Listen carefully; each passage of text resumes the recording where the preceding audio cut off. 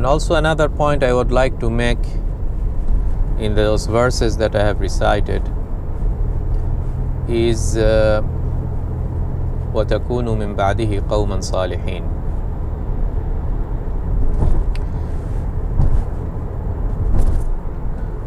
So I'm not sure whether Yusuf has told his dream to his brothers or not. Maybe he did not, but even without telling his dream, their brothers started to go into action, the action of getting rid of Yusuf. Why? Because they felt that Yaqub was giving too much attention to Yusuf rather than to them.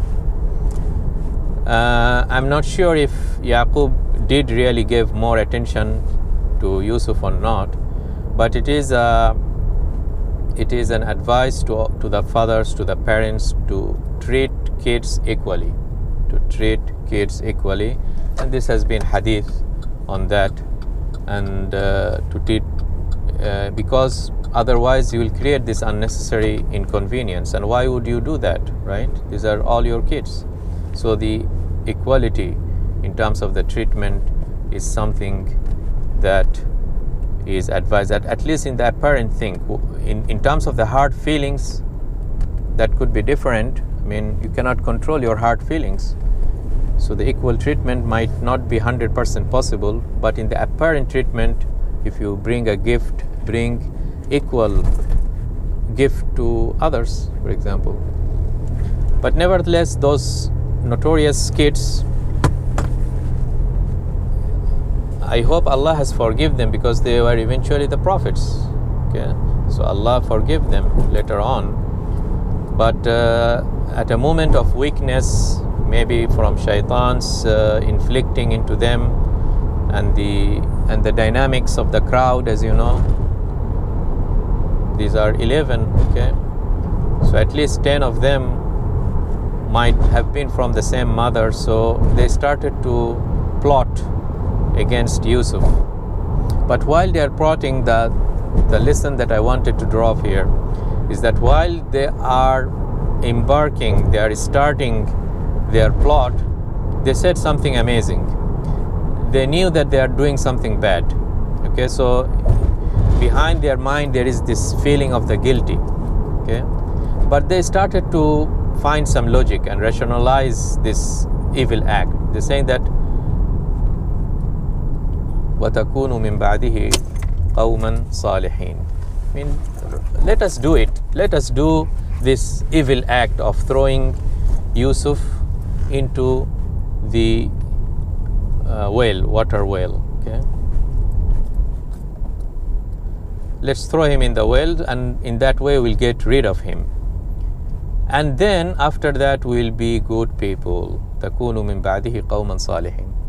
So while they are committing a crime, they are resorting to a future possibility that will be good at that time, after the crime. Okay?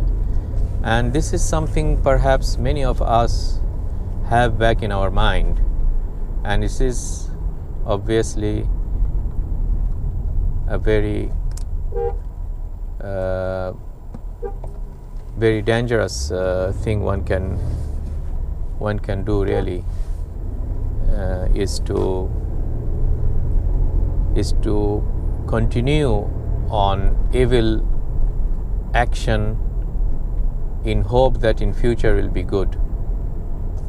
I mean, many of us, okay, for example, a businessman, he is doing lots of transactions in haram way, through bribery, through interest, through cheating others. So many of his earnings is not in a lawful way, and he says that, okay, let me continue in this way, and when I reach that age, 60 years, I will go to Hajj, and Hajj means wiping out all the past sins, and then khalas, I will come back tabula rasa, clean slate, and I will enter Jannah.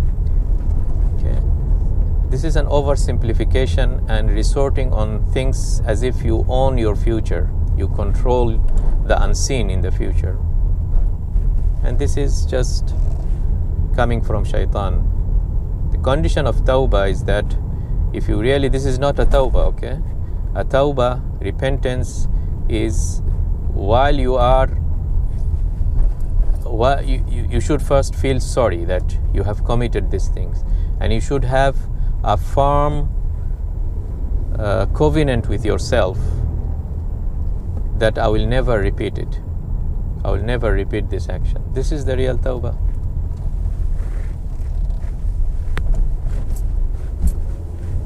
May Allah subhanahu wa ta'ala guide us. Wassalamu alaikum wa rahmatullahi wa barakatuh.